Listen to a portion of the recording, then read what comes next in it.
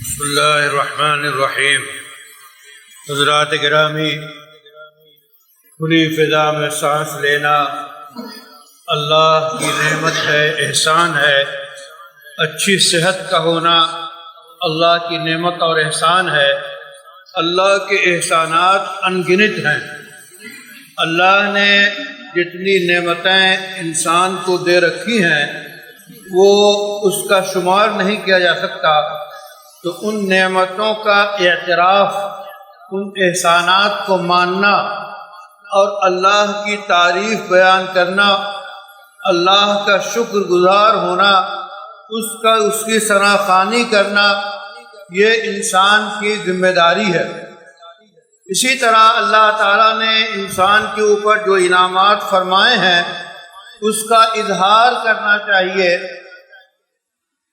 ایک صحابی آپ صلی اللہ علیہ وسلم کی خدمت میں آئے، ان کی ظاہری حالت کچھ اچھی نہیں تھی، تو آپ نے فرمایا کیا تمہارے پاس مال نہیں ہے؟ تو انہوں نے کہا اللہ کا شکر ہے، اتنے سارے مال ہیں، یہ ہے، بہت سارے مال ہیں۔ تو آپ نے فرمایا جب اتنا مال ہے تو لیورا اثر ہو، تو اس کے اثرات تمہارے اوپر ظاہر ہونے چاہیے۔ یعنی اللہ تعالیٰ نے مال و دولت دے رکھا ہے تو اس کا استعمال کرو۔ تمہارے ظاہری کپڑے اور کھانا پینا اور زندگی کا رہنا یہ بہتر ہونا چاہیے، اچھا ہونا چاہیے۔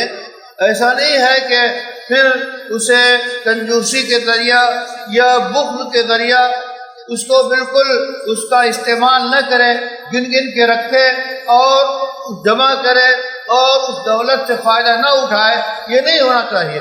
لیورا کرو کہ اللہ نے جب مال و دولت دے رکھا ہے تو اس کا استعمال ہونا چاہیے اور اللہ کا شکر ادا کرنا چاہیے۔ اسی کو اللہ تعالیٰ نے اما بنعمت ربک فحدث، کہ اللہ نے انعامات پہلے گنائے۔ رسول اللہ صلی اللہ علیہ وسلم سے خطاب کیا گیا کہ آپ یتیم تھے، آپ کے پاس جو ہے مال و دولت یا مالی حیثیت آپ کی نہیں تھی، اسی طرح آپ جو ہے حق کی راہ کی تلاش میں تھے۔ تو ان تینوں چیزوں کا دعویٰ کیا اللہ نے کہ آپ کو نبی بنایا، آپ کو جو ہے صراط مستقیم پہ گامزن کیا، شریعت سے نوازا، اور آپ کی اس یتیمی کو گویا دور کیا اور آپ کی جو ہے ظاہری حالات کو بہتر کیا۔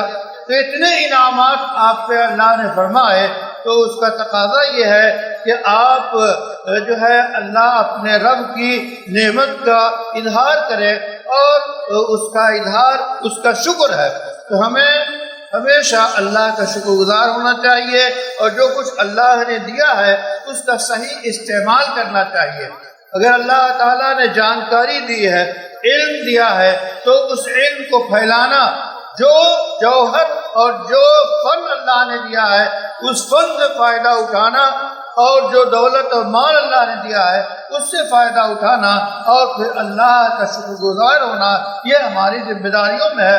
اللہ سے دعا ہے کہ ہمیں حق کی پیروی کرنے کی توفیق عطا فرمائے۔